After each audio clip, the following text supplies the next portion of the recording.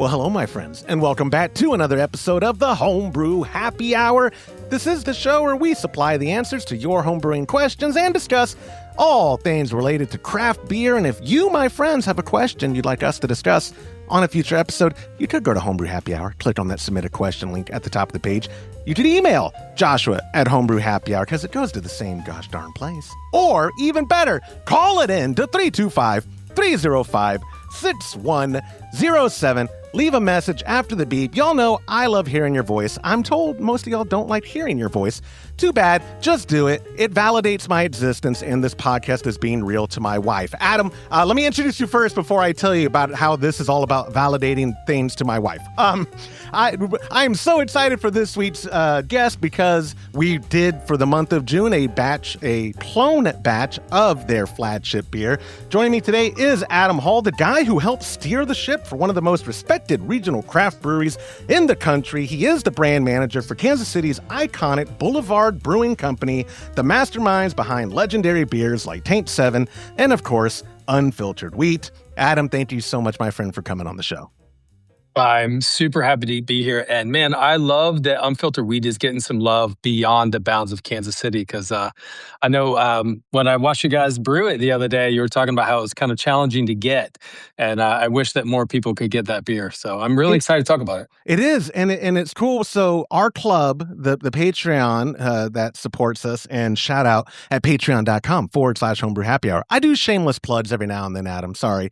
The people who are in the club, a lot of them were like, I can't get that, but I can get Taint 7. Everyone wanted me to do Taint 7. And I was like, I hear y'all, but the whole premise for 2026 for me and the club recipe kits, every month feature a craft beer OG, right? I mean, we did Shiner Bock. I'm a Texan, so we did Shiner Bock. We did Real Ale's Fireman's 4. Again, I'm a Texan, right down the road from me. We did Pliny the Elder. And let me tell you, Adam, as the man who has to bag the hops, that kit was awful. It turned out great, but sure, so many hops. Yeah. When we talk about Unfiltered Wheat later, we'll get to that because one thing that's so fascinating to me is how smooth and great and just subtly perfect Unfiltered Wheat can be. And it's not complex in regards to the hop schedule and even the grain bill. It is that's my favorite thing about craft beer is being able to consistently brew crushable beers, right? Like something, and every time I know what to expect. It's smooth. It's summertime beer. That's one of the reasons we did it for the month of June. It's an all year round beer, to be fair. But I know it is a perfect summer crusher for sure. I think someone in your comments had said that it was the ale's answer to a crisp light lager, and we agree. I mean, that's contributes to the success and popularity of it for sure. So yeah, absolutely. So let's get right into it and start off with you. I know you don't have a background as a home brewer, but you have a long time history in the craft beer industry. Talk about your history in the scene, in the industry, and then we'll kind of segue, or if you want to self-segue, to like the history of Boulevard, because it's been an icon in Kansas City. I've been fortunate enough to visit the campus a couple times. Kansas City, very underrated to a normie across the country. It's such a cool town. But let's start with your history in the industry. Are you still paying premium prices for imported malt or settling for standard domestics to save a buck? You don't have to choose anymore. Let me tell you, friends, about Viking Malt. They are the world's largest producer of specialty malt using pristine, non-GMO Northern European barley. And because it's directly imported, you get pro-level, award-winning malt at standard domestic pricing. But here's where it gets really cool for homebrewers. Introducing their new Viking 3G Extra Pale Base Malt. It is genuinely innovative. It's a no-lots malt, meaning it's bred without the enzymes that cause beer to stale, so your kegs and bottles stay fresh way longer. Plus, it has 60% less of the stuff that causes DMS. That means cleaner beer, and you can actually shorten your boil times, saving you energy and time on your brew day. It's highly modified, extra light, and perfect for lagers or any hop-forward ale. Upgrade your next brew day with Viking 3G Extra Pale.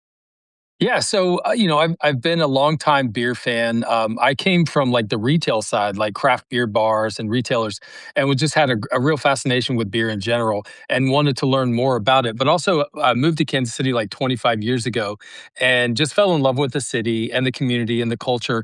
And Boulevard was such a even then was such a pillar of Kansas City. They were kind of one and the same. And I just I clawed tooth and nail to find a way to get into the brewery, doing whatever. So I started like 15 years ago as a tour guide, working part time. I was working part time as a tour guide and then full time running a beer bar in KC. And I just fell in love with Boulevard and the people so much that started spending most of my time here, bugging the hell out of the brewers. Like I would be on my days off and I'd be on top of the fermenter when we were dry hopping 80 Acre. And I'm like, okay, tell me about this. Why are you doing this? And what is happening right now? What is this?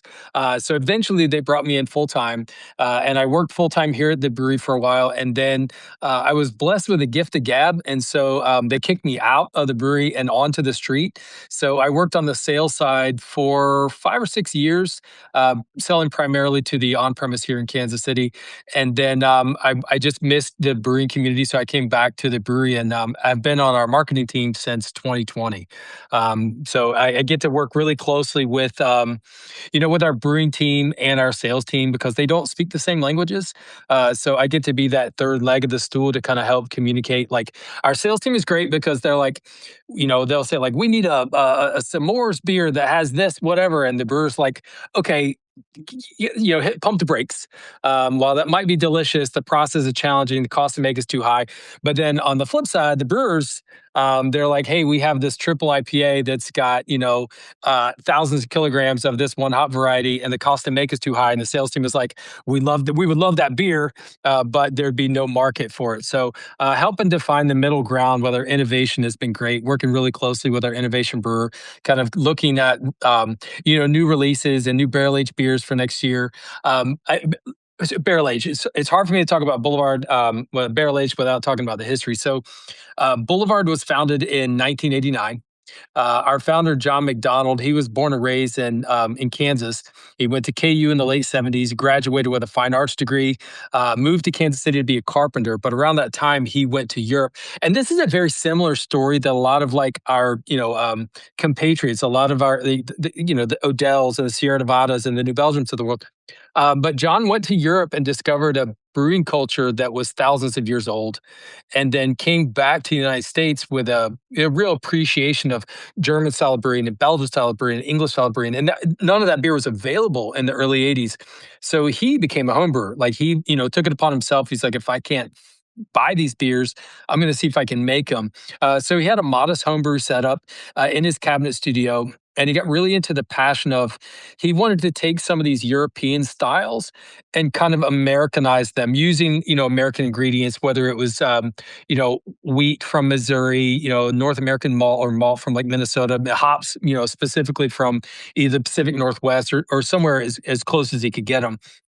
So he got really into passion of trying to perfect this American version of an English style pale ale, and he was more into at that time more into the producing it than drinking it.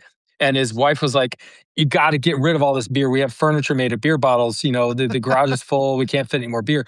So he was inviting people in the city to just come by his cabinet studio on Sundays when he was brewing. He's like, "Look, if you just come homebrew with me for a day, you can take as much beer as you can fit in the trunk of your car with you." So he gained a lot of notoriety as this weird dude on Southwest Boulevard, which is where we're located, who would just give away free beer on Sunday. And that as that circle of friends grew, those people were like, "John, we really like this beer, but we would like to drink it while we're having, some famous Kansas City barbecue or out at the K watching the Royals." So they encouraged him to take his hobby and make it a career. He went to Chicago, attended the Siebel Institute, got his degree in commercial brewing, came back to Kansas City, and he had the know-how, but he needed the ways and means. And at the time, it seemed absurd because we're talking like 87 to open a brewery in Kansas City when we're just a few hours away from the largest brewery in the known universe. So he had a real hard time raising the funds he needed because every bank said they loved his beer, but there was no way that it was a bad investment. So he went to all of his friends and family, and they became early investors. He sold his house, did whatever he could to raise the money that he needed. did. He bought the building, the building that is still where we're brewing, but that's where his cabinet studio was.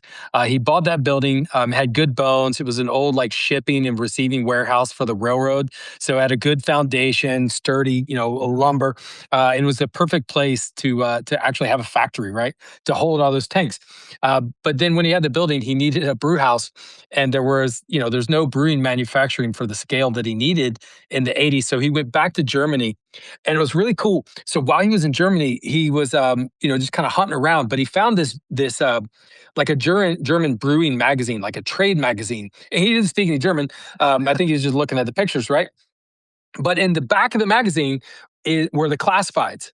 And he was thumbing through the classifieds, and there was a brewery in a really small town called Vierkirchen, just outside of Bavaria.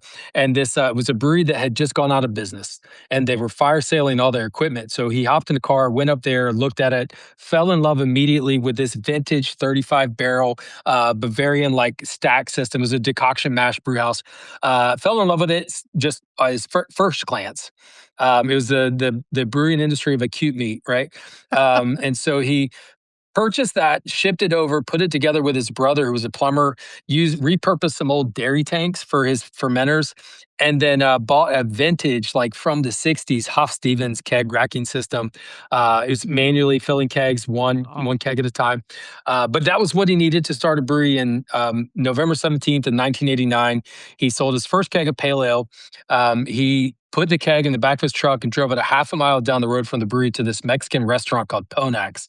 And they're very proud to be our first customers. But even John said, like, when he was tapping that keg that first day, there were like 7 dudes at the bar, and they were the first 7 dudes to ever buy a Boulevard beer. And he said that each and every one of them told him the same thing. They said, "John, this is the worst beer I've ever had. Don't quit your day job."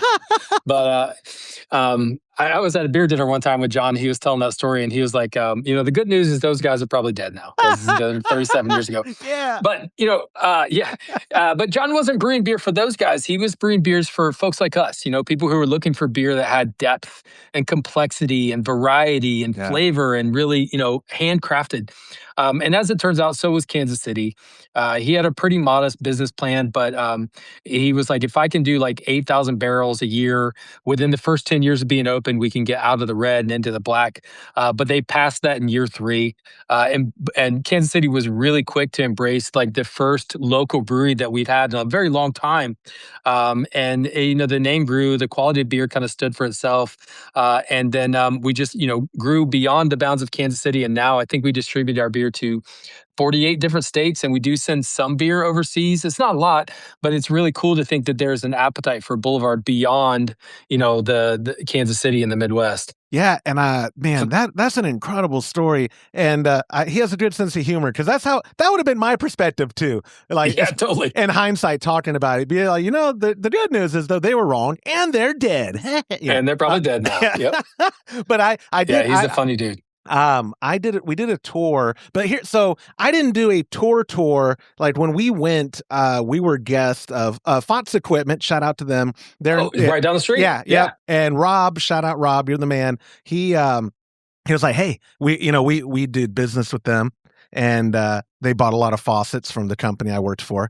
And so we would go visit, and Rob would be like, hey, let me take you down to Boulevard. And I forget who gave us like the quick tour, but I remember that story of, because I thought it was the coolest thing ever, that his first keg was in just some hole in the wall Mexican joint. Like it was very much so. No pomp and circumstance, but to him, it was everything. Like absolutely. Like that's what's so cool about even as a home brewer. I probably put too much emphasis on things that don't matter, but like when I present my homebrew to a peer or family member or something, and like let's say I love the style Kolsch, and so when I pour it, I want it to have great head retention and be crystal clear, like that. The reaction you get from someone on the aesthetic starts that, like, just sets the tone for the rest of it. And then they 100%. drink it, and it's refreshing and a subtle hint of fruit and esters. And they're like, "Oh man, that's good. What is it?" And you tell them you brewed it, and they're like, "What? What?" So I can only imagine, especially how craft beer was in this country in the 80s, how that must have felt for John to be like, I've made it. Even though those guys told him whatever they told him, he made it in his, you know what I Yeah. mean? And obviously it snowballed and here y'all are today. Um, an iconic craft brewery. I know people, like I said, I had Boulevard in my early 20s before ever coming to Kansas City. But I don't think I had Unfiltered Wheat until having it on draft in y'all's tap room.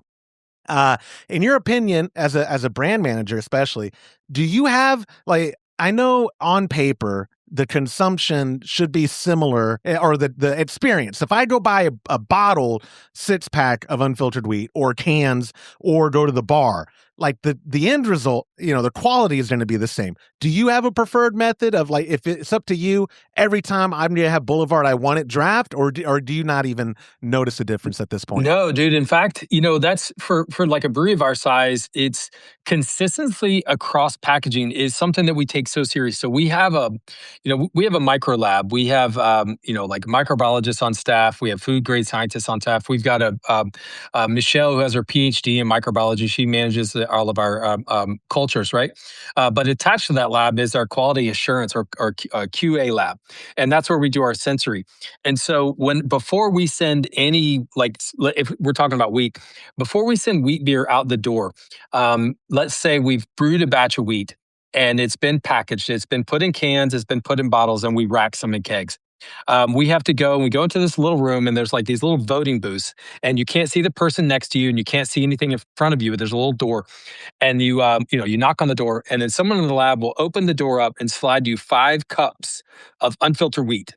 And that's maybe all I know is that I have 5 unfiltered wheats in front of me. I don't know which one is from a can, which is from a bottle, which is from draft, which one might be old. Like that, they'll do that a lot. They'll give us like one that's like 6 months to a year old, or which one has been intentionally dosed by those sadistic fools with, an off flavor that can happen in Yeah. beer, right? Yeah. So, and we have to, each and every person that goes to this, and it's like if you're full time here at the brewery, you're trained up on how to do sensory. It's long. It takes like a year before your opinion starts to matter, so to speak. But they want to teach you about, like the style guidelines, what wheat beer should be, and like what bad beer is, and how to recognize things that go wrong. And so what we're doing is we're like, look at all these beers. Does it look like wheat? Because that's a big one, right? Like wheat beer, unfiltered wheat beer has a unique appearance, and that is to your point about the Kolsch. It's the aesthetics, and that's what made wheat so popular back in the '90s. But we have to look at it, we have to smell it, we have to taste it. We write down our notes, we taste it again, each one of those 5, and then we submit our results. And then the lab looks at those, and they're looking for any red flags. They're looking for, did you grade the can way lower than the keg, or did you grade the bottle way higher than the keg? They should all be the same. They go through great, it's great pains to make sure that whatever vessel you're pouring that beer out of into a glass, whether it's a can, bottle, or keg, that they should all look the same, they should smell the same, and they should taste the same. So, as far as preference goes, honestly, I think probably my favorite is just on draft, but only because that means I'm out at a bar with other people in an environment where they can see what, like that wheat hits the bar, and people who may not know, and those people are usually from out of town. What is that? What are you drinking?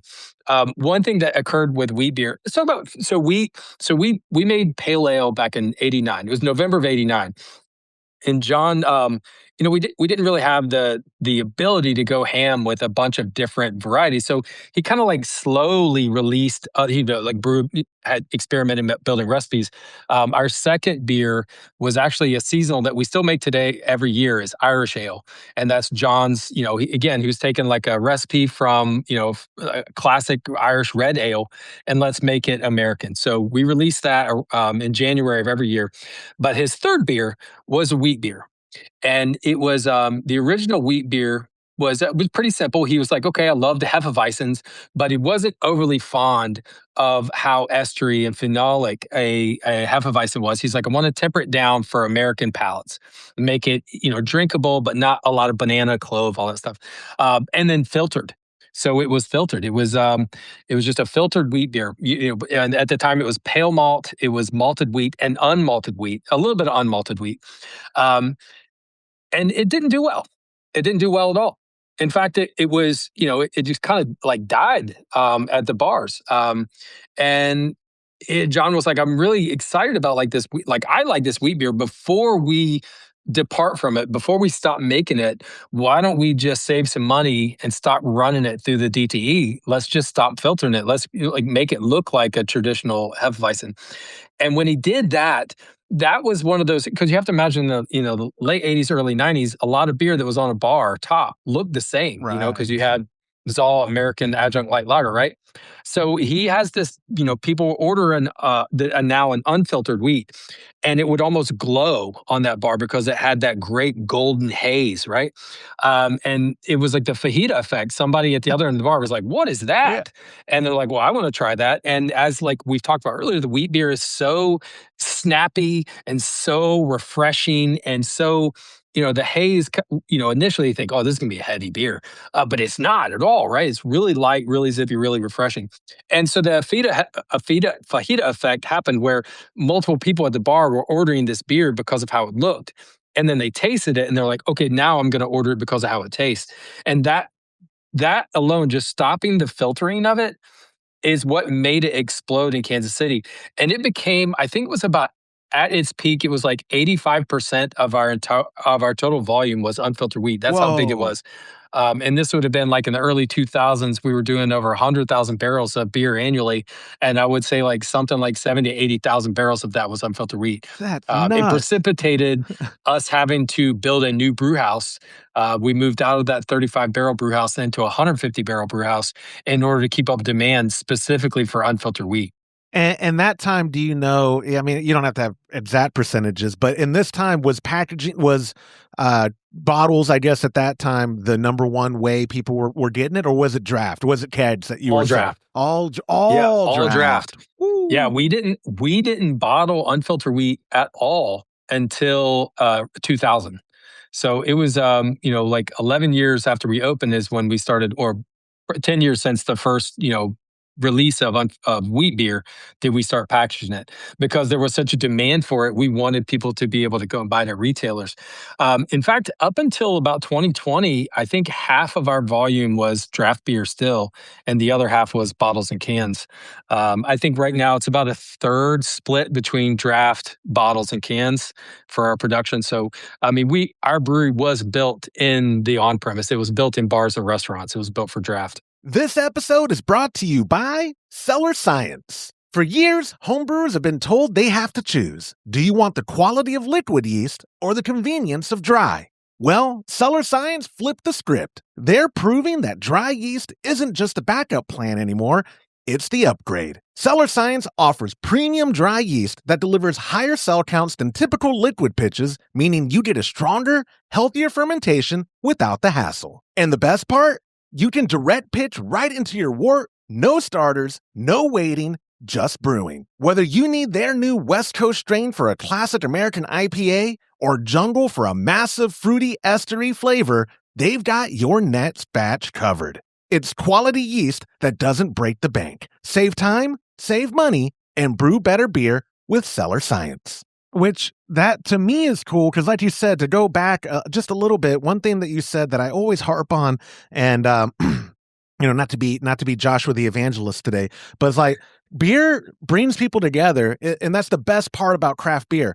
Like for home brewing, I do it with my pop. We've been brewing together for 9 years or so, and then I could brew by myself, sure, right? It's just cooking. But community is what makes it fun and enjoyable. Yeah. And then when we have that beer on tap, that's the only way we package is kegging it, because I'm lazy and I refuse to bottle. I'm an adult, Adam. Right. I'm an adult. When we share that beer with people, like, again, I'm not opposed, and I'm not calling people out. If you want to drink by yourself, that's fine. That's you. I prefer community with my beer. Like, very social. And same with craft beer. Like, could I go to the liquor store and get a keg of Boulevard Pale? Of course, I know I could, and have it at my home and drink it there while I'm watching World Cup and crying because USA is going to get knocked out probably. Oh, I could do that. But what's more fun than going to a sports bar with your buddies and watching the game over pints? And you know what I mean? Like, it's a community thing, and I think that's a testament that y'all's beer is so draft, or y'all's production, y'all's packaging is so draft centric. I bet the area businesses love y'all because like that's indicative of a healthy beer scene in Kansas City, that most of your distribution is still for the draft side of things. Because if it was just bottles and cans, that's great. I'm sure at the end of the day, as long as we're hitting our numbers. But like, to me, that's cool because it's like, oh, Kansas City has a strong scene of people going out, community, drinking together after work or on the weekends, or, if you're unemployed like me, just all day after you wake up or whatever. But yeah, I'm going on a tangent now. But the point is good beer should also lead to good community. Like they go hand in hand. Yep. You know what's crazy about draft beer is in the I think craft beer. If we talk about craft beers, the craft pioneers. If we're talking about again Sam Adams, Sierra Nevada, Odell, Shiner was a good one there. Boulevard. They are directly responsible for. So when I get excited when I walk into a bar and I see 20 tap handles. I'm a kid in a candy store, right? I'm like, oh, I hope that there's a handful of beers I've never tried so I can try something new. Or I hope there's something here that I'm super familiar with so I can have that experience as well. That would not exist. Not just the number of tap handles, but draft in general. So in the mid 80s, the big, the bigger macro brands that ruled all of beer, they were this close to completely abandoning draft beer. They were going to move away from it because it was a loss leader. It wasn't the big revenue driver. Draft beer, for the bigger brands, there was no marketing attached to it. No, you could take a 12-pack, have your brand all over it. You could have a 6-pack, have your brand all over it. It takes up the shelf in the store or in the cooler. But at draft, you use just one stick with one little logo. And so the macros were like, we're not going to do draft anymore. And so bars would have to adapt to that, right? Like, okay, we don't do draft, we got package. But craft, when they came in, a lot of the smaller craft breweries, they weren't able to invest early on in, bottling lines and canning lines. Kegging was a much more efficient way and much more economical way to get their beer out in the market. And they were the ones that kind of came in and said, this is the only way you can get this currently is on draft. And so bars had to adapt, I'm not, Josh, I don't know how old you are. I'm not going to assume anything, but I do remember when I became of drinking age, it was the early 90s. It was rare to see a bar that had more than 2 handles. And those 2 handles were often the same style of beer. So it wouldn't have been much for the bar to lose those 2 handles had craft not come in and said, nope, we have options for your customers, but this is the only way. We're going to help you invest in your draft system. We'll do the draft install. Boulevard, we had our own draft install team for that very reason for a very long time, because they would go into a bar that was like, well, we only have 2 handles. And like, we got it. We got you. We have the team that can drill, that can run and lay, the hoses and put in a glycol system and expand the cooler.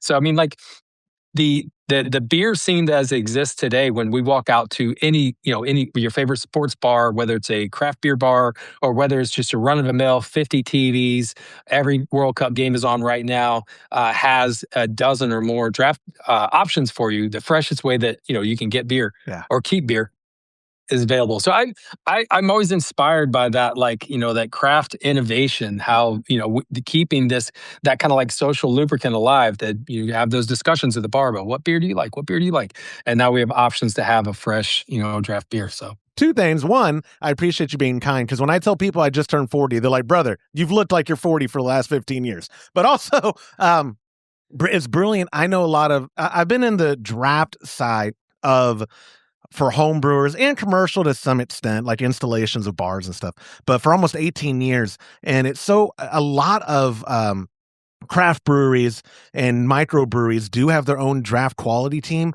because of how important it is for that end result to be exactly what they want in the glass. 100%. Because how awful of a job, or how awful of an experience is it that your brewers worked so hard to get this beer on everything they can control, and they package it and they send it, and there's some bar who doesn't clean their lines, or it's not, or the restriction is way off, or it's not, all these different, all these different things. So when someone gets unfiltered wheat on an unbalanced system that's dirty, then they're going to think, oh, this beer sucks. Not, this is what it tastes like. This is what it tastes like, where I respect all craft breweries, and I'll even say this: I respect the macros in the sense, in regards to one, being able to consistently brew the same thing to be the exact same thing 100%. is Testify. it Yep. is mind blowing. Like It is absolutely mind it's blowing. Yes. mind blowing that I can Agreed. go into Austin, Texas, where I'm at,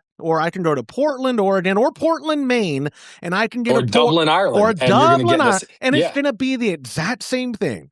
Yep. That, like, again, as a home brewer, I am close, but I can always tell the differences in my batches. We're like, oh, okay. Well, I mean, it's not a bad difference, but it's just mind blowing to me. And Scale is hard. Yeah. it is, and I call it the Nickelback effect because everyone always craps on like Starbucks or McDonald's or Bud, like, oh no, I'm too cool for that. But somebody's consuming it because they're doing gazillions of dollars. Somebody's consuming it. So like, they're still leading the market. Yeah, they are. Yeah. And it's not because they have a crap product. No, Their beers, exactly. I mean, for what it is, it's great. Yep. And they're able to do it in a billion barrel batches. Yeah. It's impressive. It is science, and science is cool. And that's what I try to tell my wife when she says, Sonny, you're an alcoholic. No, babe, I'm a scientist. I don't know. This isn't the homebrew therapy hour. I apologize, Adam. I want to go back to you. You came back is on the marketing team in 2020, you said.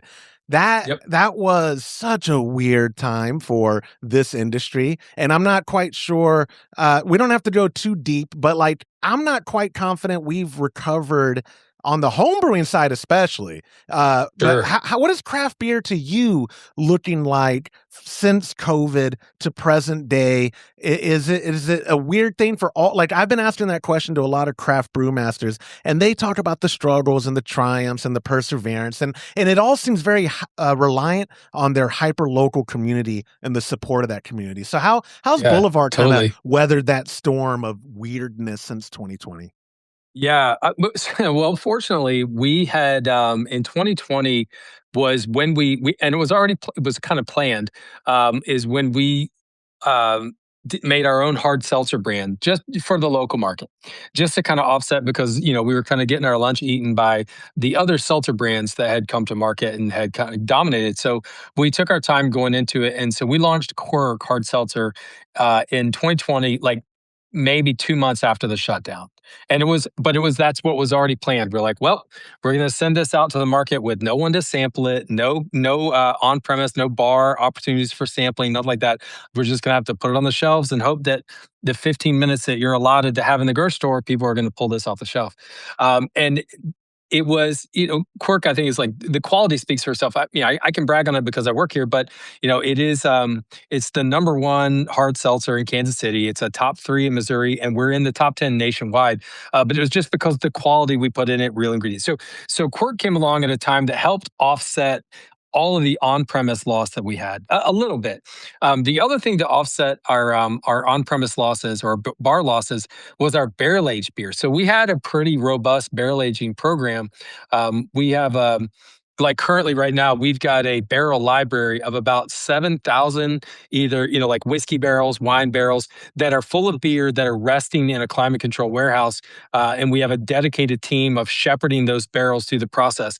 But this weird thing happened during the pandemic where, people were willing to take a chance on a 12, 13, 14% beer in ways that they weren't previously because they're like, I don't got to go to work tomorrow. Or, I'm drinking this 10 feet from my bed, not at a bar restaurant. And so our barrel aging program went from being about, 3 to 5% of our overall business to now it's probably 15% of our total beer volume.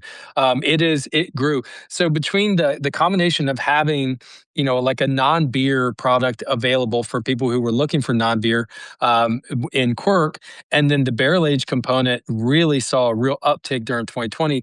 That kind of helped us weather the storm a little bit. Plus the uniqueness of being in Kansas City, where we have we've been there for at that point over 30 years. well established, had a good reputation for quality. We do a lot for the community. John Yeah. very early on was like, "Hey, KC made us what we are. We have to take care of Kansas City." So at any given time, we've got a half a dozen different programs that we're running to kind of support the community somehow, some way, some shape. So being a community leader helped. Having alternatives to just like the person who's looking for wheat beer on draft at their local neighborhood bar, we had other options for them to have. That kind of helped us weather it. I would say, it was really sad to see, prior to 2020 in the late teens, there were so many people that really wanted to take a chance and start their own craft brewery, and the timing just Yeah. could not have been worse for them. That was a real, kick in the pants for the brewing community to see these people who have put their lifeblood and everything else into this small brewery, and then only to have 6 to 8 months where they were unable to do anything. That was really kind of defeating. It was demoralizing a little bit to see that. But the community lifted up. There's always positions available in other breweries in the area, so hopefully those people were able to find their way. And only within, I would say, the past year are we starting to see the same pre-COVID on-premise numbers. When I say on-premise, I'm like bars and Yeah. restaurants, people visiting bars and restaurants.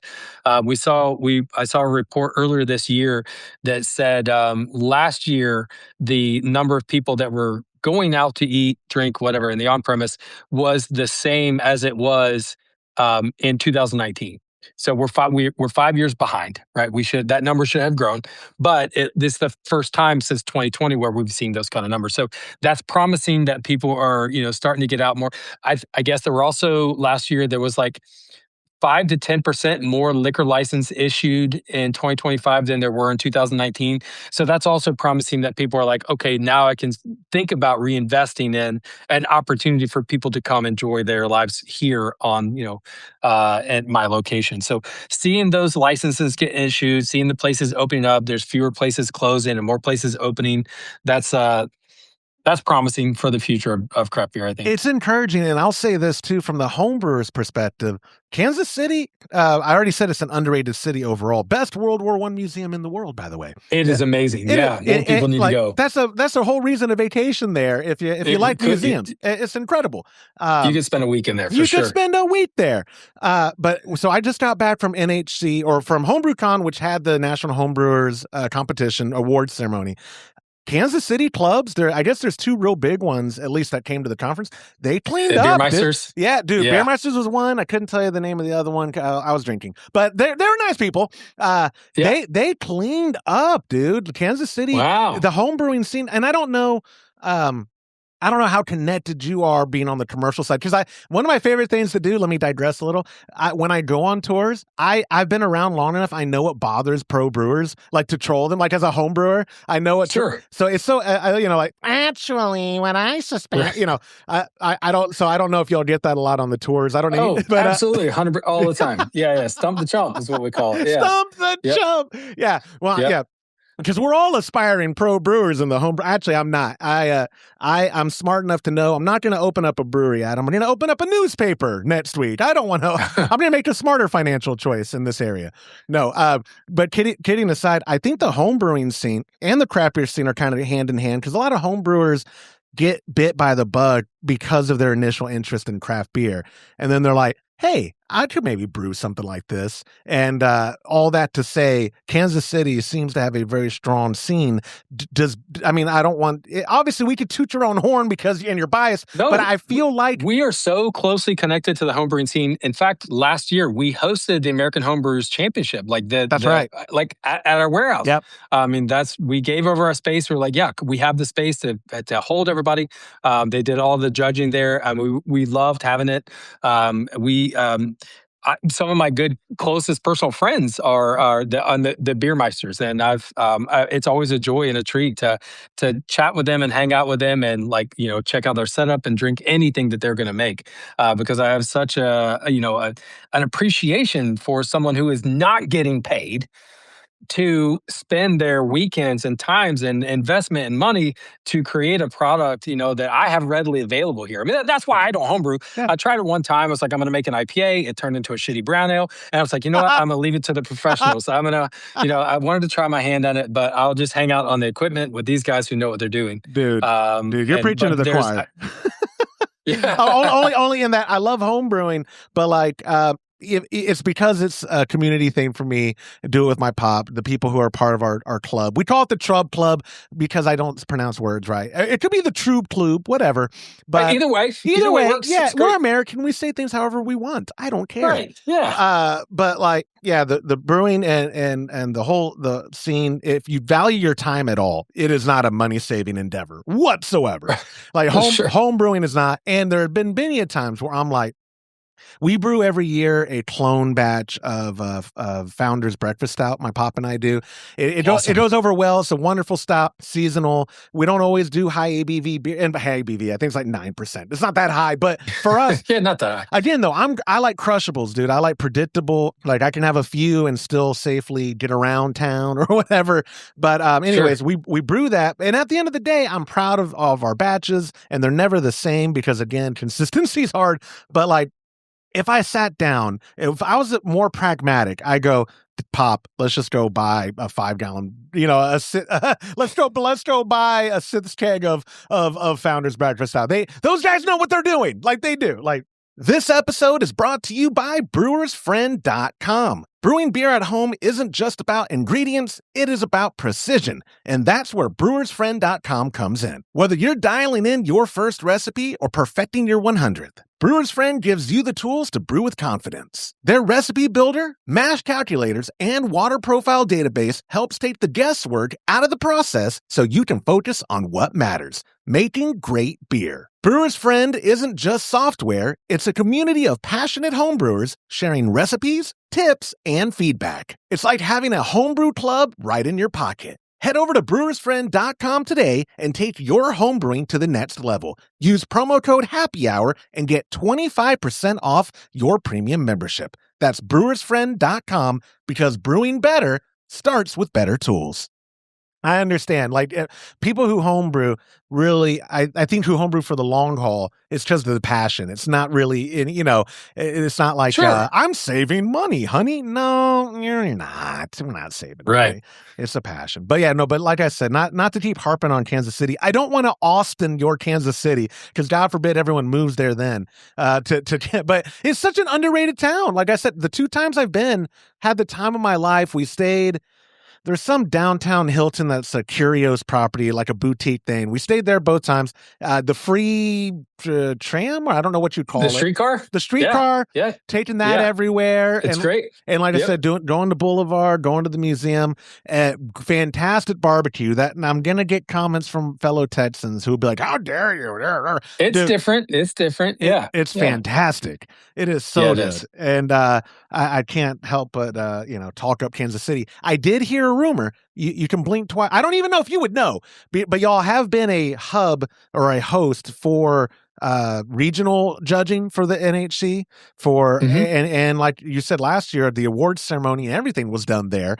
I heard a rumor next year's HomebrewCon is between Milwaukee or Kansas City. You have any inside news for me at all? I have no insight on that. I don't know which way it's going to go. I will say both amazing cities, like Milwaukee, top 10 city for me in the country. But yeah, Kansas City is very special. And if it ends up being here, I invite anybody who's listening to come to the brewery. Let me know if you're on the way. I would love to take care of a round of beer for you here in the beer hall. So selfishly, I want it in Kansas City because that's an easier travel for me being in Austin. Like getting in there, cheap flights, or if it's in Kansas City, I was telling my pop, they did like this content creator meetup thing. And we get to this and most of them were local-ish to Asheville. And so at the table, they were serving, like they had their beers that they had brought and meads and other things. And I was like, oh, Pop, we didn't bring anything. I had a fanny pack of nicotine gum and I had some stickers. So like these guys are handing out their beer and I'm like, oh, here's a sticker. You want a piece of gum? But if it was in Kansas City, I was like, Pop, we could drive. We could take 20-ish gallons or whatever for this night of our favorite homebrew and have a party. We could drive to Milwaukee, but it's considerably further drive for us. A little further from us, just a little. But back another to 8 hours. Yeah, another 8 exactly. Yeah, doubling the time or whatever. I know, like, you're not on the brew team per se, but you've been a part of that brewery for so long. I mean, it treats you like a brewer in the sense of, do you find commercial brewing mostly having to appease market trends, or do these brewers get to brew what they enjoy? Does that question make sense? That's a great question. I mean? No, that's a great question. In fact, most commercial brewers, I think, are pretty pragmatic. They know that in order to stay, for us to continue to have jobs, get raises, bonuses occasionally, in order for the brewery to stay viable, we have to look at a broader demand for products. So, and most of the time when we sit and we talk about our innovation calendar, so new releases for next year, that's done in partnership. I mean, that is with the brewers, and we ask them, like, is there anything that you want to do or that you're excited about? We have a pretty good pilot system here. So our original brew house is 35 barrels. That is a direct funnel to our tap room. And our tap room, we have a satellite bar that we here, affectionately, we call it the test bar, but they call it something different downstairs. But what we do is that, our brewers like Matt Ruzick, who's our innovation brewer, he'll have an idea for something. He'll brew a batch on the smaller system. And then those kegs will go to our tap room and they'll go on tap as like test Italian pills or test, oak age saison, test something, right? And then what we do is, as people come and they order those beers, we can track the number that we sell of that bar. But also, we ask them to take if they order from that bar, we ask them to take a survey for if they want to. You don't have to, right? But just scan a QR. It's 3-question survey. It's just like, what did you drink? Did you like it? Yes or no? And if you didn't like it, what would you change about it, or why didn't you like it? Right. And at the end of the month, we can look at the sales of that bar to see these innovative beers that our brewers are dreaming up, and then see, was anything successfully, like financially, did we sell a bunch of them? And they were like, yeah, this one sold like hotcakes. So then we'll go to the survey and we'll actually look and see, because it's one thing for 1,000 people to buy beer one time, right? And that's like, well, that seems like a hit. Well, if they're not buying it again, who's to say if it was good or not, right? So we'll look at the survey and we'll kind of look at those results. And if it did really well, that bar, and the surveys were, positive, then that's a path to our larger, distribution. That's a path for potentially going on a future release calendar. And so we give the brewers, we don't give the brewers anything. The brewers have that agency to kind of like dream up whatever they want and then propose it. On the flip side, though, we do have to look at the market trends. We have to look and see, like, what is, what's doing well, what's not doing so well, and let's kind of stay within those guardrails. We don't, we don't want to brew something that is unpopular, because that would just be a waste of investments and resources and time and energy. But also, we don't want to steer too close to trends, because a trend by its nature doesn't stick around long. So then we're spending, 6 months to a year to develop something in a way that we think is authentic to Boulevard, send it out to the market, and that trend has passed. Yeah. So we have to kind of balance that game. We have to kind of do a little bit of both. We have to see, like, where do we think people are going to gravitate to? What do we think is the next hazy IPA? What's the next New England? What's the next, without saying we're going to make a milkshake IPA, because we don't want to do that. Yeah.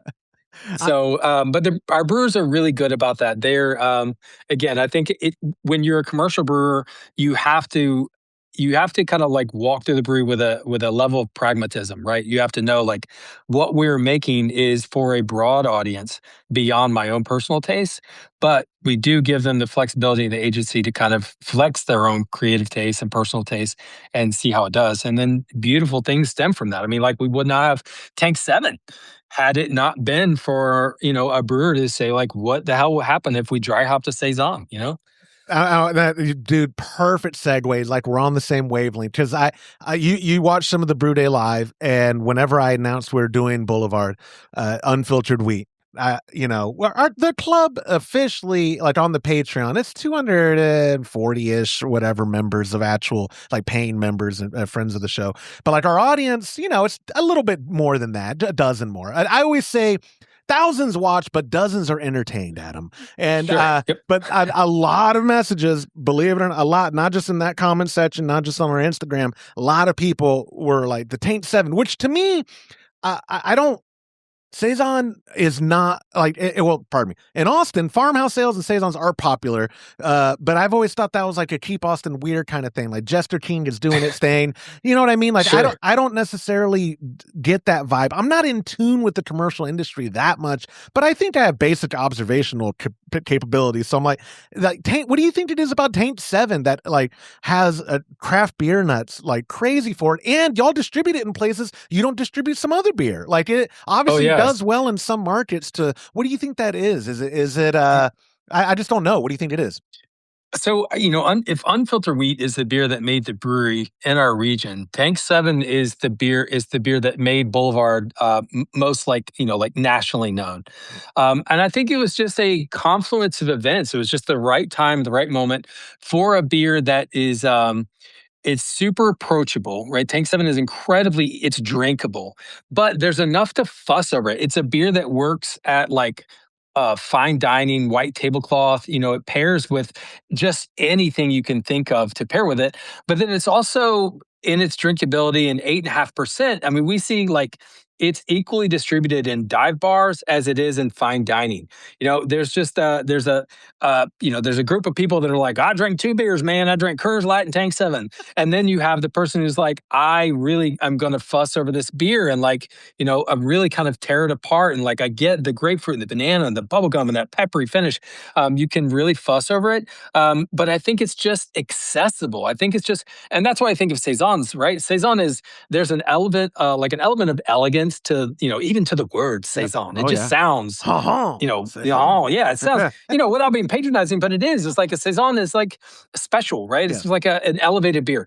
But then it's when you drink it and you're like, wow, I can really, there's no like teeth chewing in it. It's not aggressive on one side or the other. It's not like it's a malt bomb or it's not like a hop explosion. It's just a well-balanced, really interesting beer that kind of came out at a time where there was nothing like it. And, and we were able to get distribution with Tank 7 because as it left Kansas City, because every market, like Austin has a dozen awesome pale ales. Oh yeah. Austin has beautiful IPAs, right? Yep. So when we make an IPA or a pale ale and like we want to send it to another market, we have to look at its competition. Like, is it going to sit amongst giants?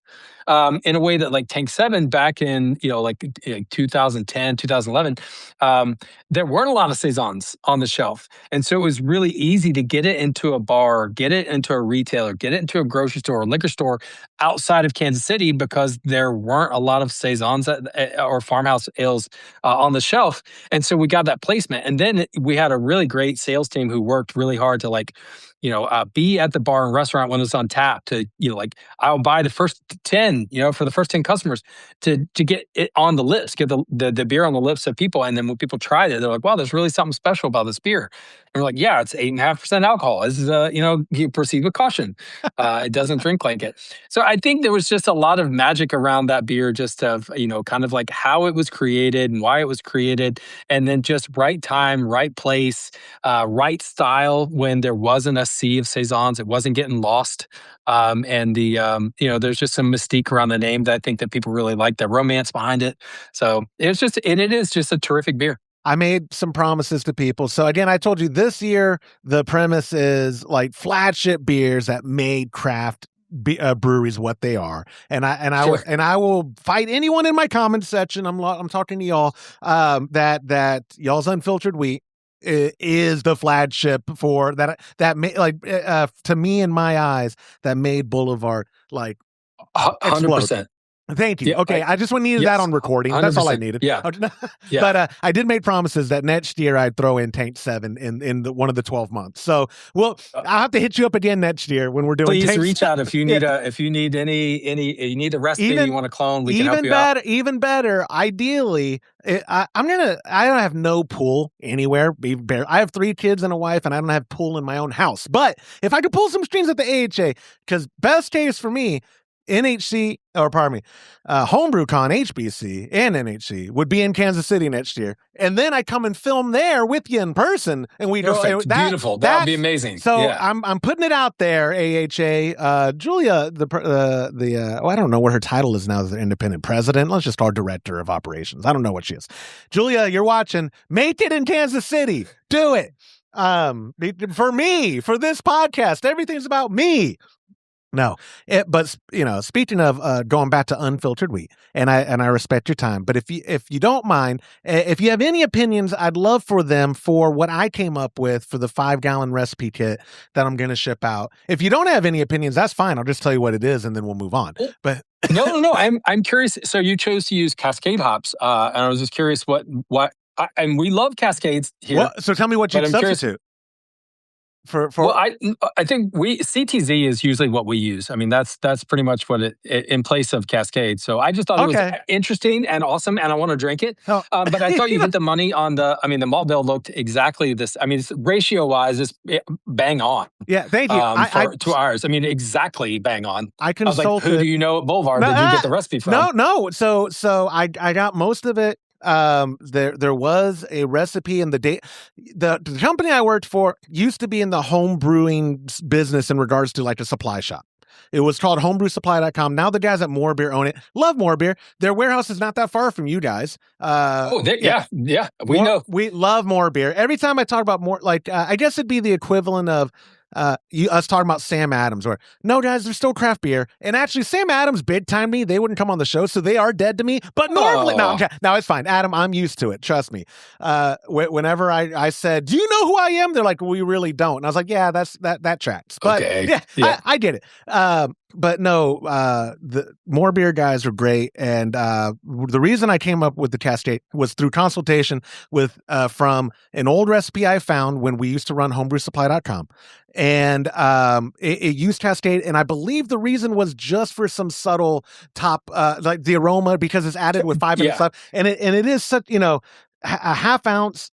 I mean, if you think I could break it down to quarter, the half was just to get something in the nose whenever the people are drinking it, because it's at the 5-minute mark. And then the Northern Brewer I thought would mellow it out at Flame Out. But I mean, that's what we use. We use Northern Brewer, for sure. And it was, the recipe was exactly the same, and I was very impressed. So let me read it out loud, because not everyone always goes to my Patreon to see the recipes, or even I put it on my. We use software as home brewers.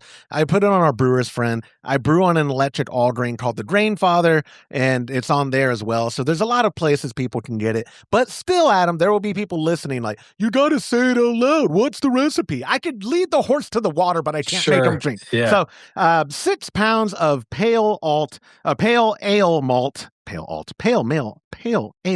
Say that 10 times fast. That's a mouthful. 6 pounds of that stuff, 3 pounds of white wheat, 1 pound of flaked wheat, and then this is for a 5-gallon batch. For the hop schedule, a 1/4 ounce of Bravo for the full 60-minute boil, a 1/2 ounce of Cascade with 5 left, and then a 1/4 ounce of Northern Brewer at Flame Out. Do you know, I obviously to scale things that get changed and whatever, 60-minute boil, I'm assuming suffices for this style.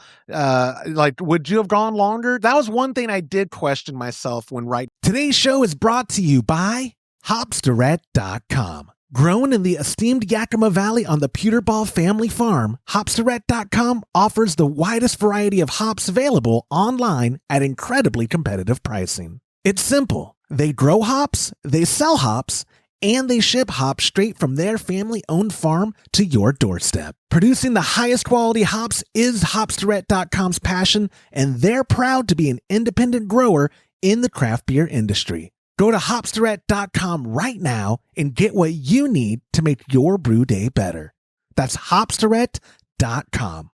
No. I think 60 minutes is for, I'm assuming 5-gallon. Is that what we're doing? Yes, sir. Yep. No, 60 minutes. In production, it's around an hour and a half, but that's where the scale up comes from.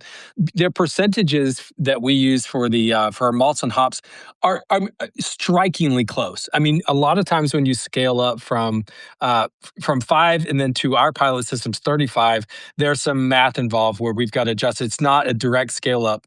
The percentages change, and then even from 35 to 150 barrels, you would think you could just multiply by 4.1. Right? It's not that easy, right? So you have to, there's some higher math there. But I will say, like, the percentages that you had for the 5-gallon were on the money. Right on. On the money. Good. Yeah. Wait, and I'm going to take credit. I won't name names to the people who helped me and whatever, but it was me. I came up with it. It was mine. Oh, yeah.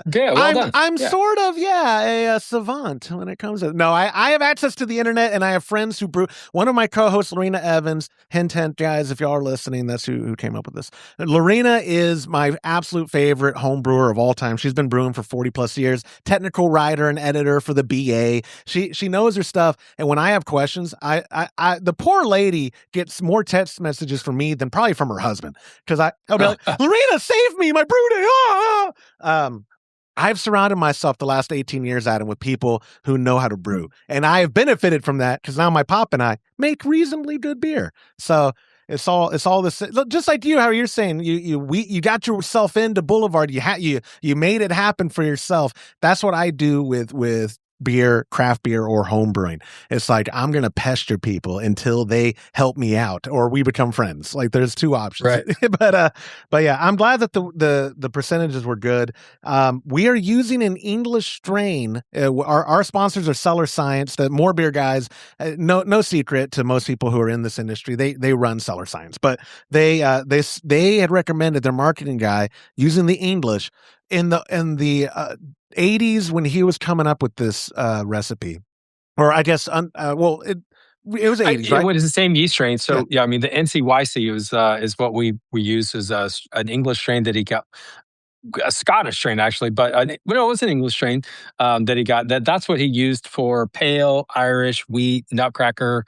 It wasn't until we did our first lager, which would have been in like 94, that we started mucking around with other yeast strains. But now we use a Scottish yeast for Unfiltered Wheat in London 3. And my assumption is because, like you said, he liked the wheat beer, but not the bananas and clovers and 100 exactly. That's exactly right. Because I had someone ask me, like, do you find, and I'm digressing a little, but I find anecdotally that people conflate wheat beer with Hefeweizen. Like they hear wheat and they automatically assume you're talking Hefe. Where, like you said, people in my chat, shout out Merlin, he's the one who had written like that. No, like, here's what to expect. It's the ale's answer to a crispy lager. Like, it's not. You're not getting cloves and bananas and those esters. Yeah. It's actually specifically American wheat. Yeah. Yep. And so do you find, though, people, normies, for lack of a better term, conflate, like they hear wheat and they go, oh, Hefeweizen? I would have, like, probably 15 years ago, I would have agreed with you 100%. I think today's beer drinkers are less informed than they were, 10, 15 years ago. And it's our job to educate people on styles. A lot of times, we'll release like a Doppelbock and we'll take it to market and people are like, hell yeah. What's a Doppelbock?